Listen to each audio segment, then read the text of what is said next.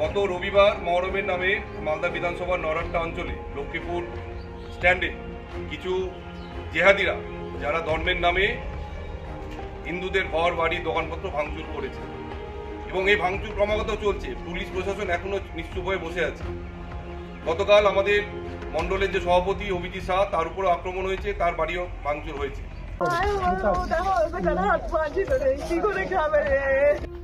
দুই গোষ্ঠীর সংঘর্ষে উত্তপ্ত মালদার নরহাট্টা গ্রাম পঞ্চায়েতের লক্ষ্মীপুর বাজারপাড়া এলাকা।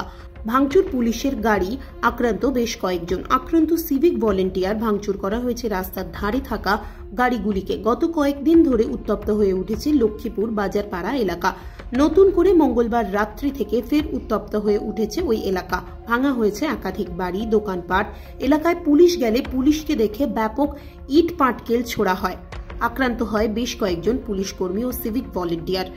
ভাঙা হয়েছে পুলিশের গাড়িও। এলাকায় রয়েছে থমথমে। এলাকায় বিশাল পুলিশ বাহিনী মোতায়েন করা হয়েছে।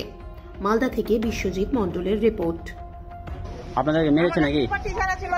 এখনো লাঠি আছে, বলিয়েছি, তারপরে বাকি নিয়ে লেগেছে আমার আর বেটাকে। বাড়ির সবাই বলিয়েছি, কোনো মতো নেই, জান দেখে সবাইকে মেরেছিল। আমি আমার মা সবাই ছিলাম, দেখুন লাঠি করা আছে ওখানে মেরেছে। গরুকে লাঠি নিয়ে নিয়ে চলে যাচ্ছে মেরে, আমাদেরকে ছাদের উপর থেকে দেখতে পাচ্ছি।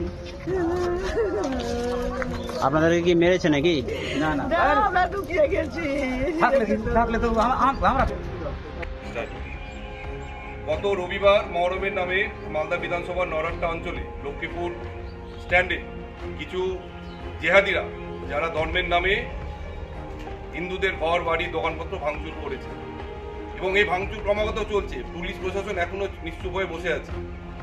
গতকাল আমাদের মণ্ডলের যে সভাপতি অভিজিৎ শাহ তার উপর আক্রমণ হয়েছে, তার বাড়িও ভাঙচুর হয়েছে। তীব্র প্রতিবাদ জানাচ্ছি, তীব্র ধিক্কার জানাচ্ছি। রাজ্যের মুখ্যমন্ত্রী মমতা ব্যানার্জির যে তোষণ নীতি, মুসলিম সমাজের উপর যে তোষণ নীতি, তারই এটা ফল।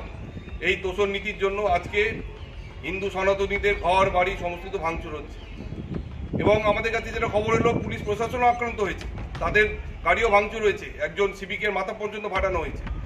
তারপরেও এই তোষণ নীতির ফলে পুলিশ চুপচাপ বসে আছে। তীব্র ধিক্কার জানাই, প্রতিবাদ জানাই এবং পুলিশ প্রশাসন অবিলম্বে যদি কোনো পদক্ষেপ না নেয় তাহলে ভারতীয় জনতা পার্টি বিজেপি আগামী দিনে বৃহত্তর আন্দোলনে নামবে এবং এর শেষ দেখে ছাড়বে। পুলিশ প্রশাসনকে এই হুঁশিয়ারিটা পার্টির পক্ষ থেকে আমরা দিয়ে রাখলাম।